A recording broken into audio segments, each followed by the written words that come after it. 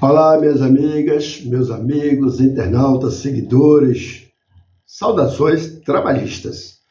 O trabalho dignifica o homem, ditado popular que enfatiza a importância do trabalho na vida humana. Significa que o trabalho confere valor, dignidade e sentido à existência, tornando o indivíduo mais útil e capaz de se realizar. O programa homenageia o Dia do Trabalhador e é dedicado a todas as classes de trabalhadores de todas as categorias. Também dedicado a Francisco Rocha, o Chiquinho do PT, Ugolino Lima, da Ceforc, e Dilton, da Asamil, únicos petistas de origem que conheço aqui em Livramento de Nossa Senhora. É claro que devem existir outros, e existem petistas, trabalhadores, e assim eu abraço os três, abraçando a todos os trabalhadores de Livramento e da região, em especial os petistas. 3 dias de prosas, todos os dias, de domingo a domingo, incluindo feriados. Se gostarem, dê o joinha de gostei, façam o triplo C, curtam, comentem, compartilhem. Se não são inscritos, se inscrevam, acessem o sininho para novas lives. Vamos à primeira das 3 prosas de hoje. Foi por causa de uma greve de trabalhadores ocorrida em 1886 em Chicago, nos Estados Unidos, fazendo jornada de 8 horas por dia, que o dia 1º de maio entrou para a história como Dia Internacional dos Trabalhadores, ou Dia do Trabalhador, Dia do Trabalho, ou Festa do Trabalho. As denominações variam de parte a parte do planeta e carregam pequenas diferenças semânticas. No Brasil, embora haja registros de manifestações operárias já no fim do século XIX, a data foi oficializada em 1924, durante a gestão do presidente Arthur Bernardes, mas acabou sendo cooptada pela máquina estatal alguns anos mais tarde, na gestão de Getúlio Vargas. Trocando em miúdos, sem alterar o decreto original, Vargas mudou o protagonismo da data. Deixou de ser o Dia do Trabalhador para se tornar o Dia do Trabalho. Aí veio como celebrações com a bandeira nacional, não mais a bandeira internacional comunista, e também não mais a bandeira do anarquismo. O papel de Getúlio Vargas, que exerceu dentro de sua perspectiva populista, foi exatamente instaurar o 1º de maio como uma forma de domínio dos trabalhadores, sutilmente subvertendo a ordem. O trabalhador antes livre, a partir de então, passando a ser um trabalhador normatizado, legislado pelo Estado, que com isso dominava o trabalho. Argumentos para isso não faltavam ao governo federal. Foi no governo Vargas, afinal, e em 1º de maio, que foi criada e sancionada a Consolidação das Leis do Trabalho, CLT, em 1943, unificando e atualizando toda a legislação trabalhista então existente no Brasil.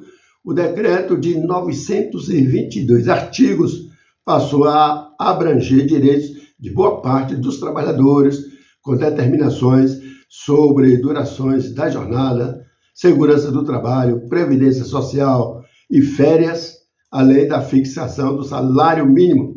Os primeiros registros dos trabalhadores no Brasil não ocorreram em 1º de maio, mas sim em 14 de julho. No caso nacional, as primeiras comemorações da data realizadas na cidade do Rio de Janeiro, a partir de 1891, por iniciativa de militantes socialistas, e assim mantinham essa postura e, não raras vezes, tornavam-se também atos patrióticos em apoio à jovem República, proclamada 2 anos antes. Há declarações de protestos pontuais realizados ainda no final do século XIX.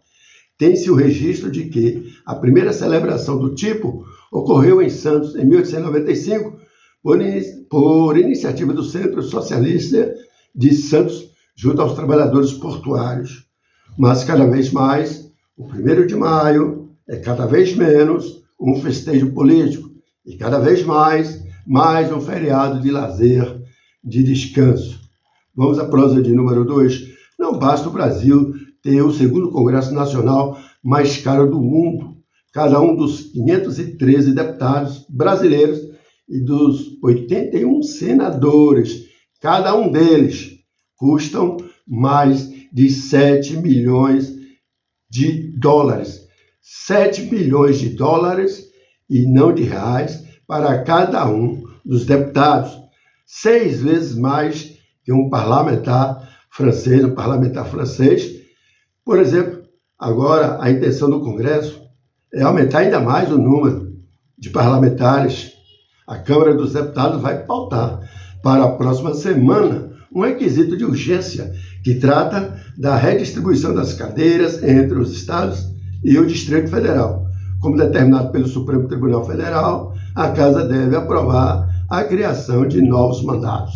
A proposta tem o apoio do presidente da Câmara, Hugo Mota, republicanos da Paraíba, e foi discutida na reunião dos colégios de líderes realizada na quarta-feira do dia 30 de abril. A medida resgatou uma reunião iniciada ainda na gestão de Arthur Lira, do PP de Alagoas, em agosto de 2023, após o STF definir o prazo de até 30 de junho de 2025 para o Congresso aprovar uma nova lei complementar que atualiza a representação proporcional dos estados.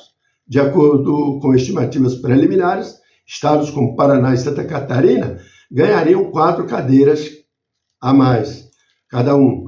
O Amazonas teria direito a 2 a mais, enquanto Ceará, Goiás, Mato Grosso e Minas Gerais aumentariam em 1 vaga.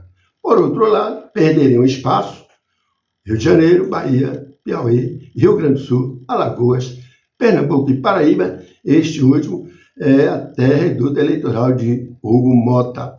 A redistribuição foi determinada pelo STF no âmbito de uma ação movida pelo governo do Pará, que alega ter direito a mais 4 deputados desde 2010. Atualmente, o número de parlamentares federais está fixado em 513 desde a edição de uma lei complementar em 1993.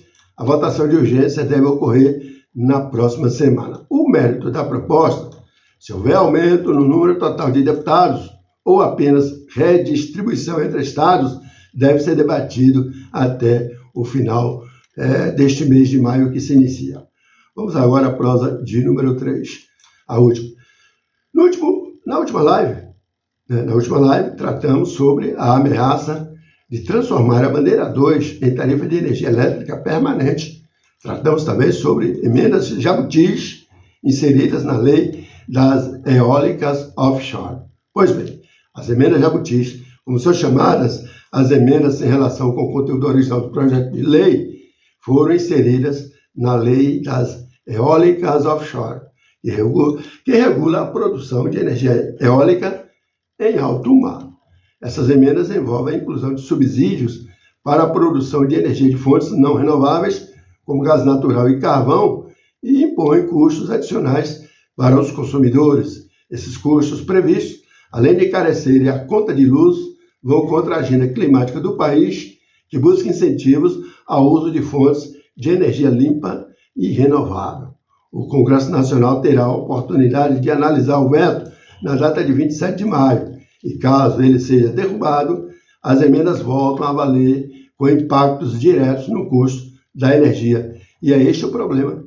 Em relação à derrubada do veto, os senadores baianos, já que a Bahia vai ser um dos estados mais afetados, eles adotaram posturas diferentes. O senador Ângelo Coronel, do PSD, votou a favor das emendas em novembro de 2024, mas preferiu não comentar sua posição futura sobre o veto. Ele preferiu não falar se ele vai mudar o voto dele.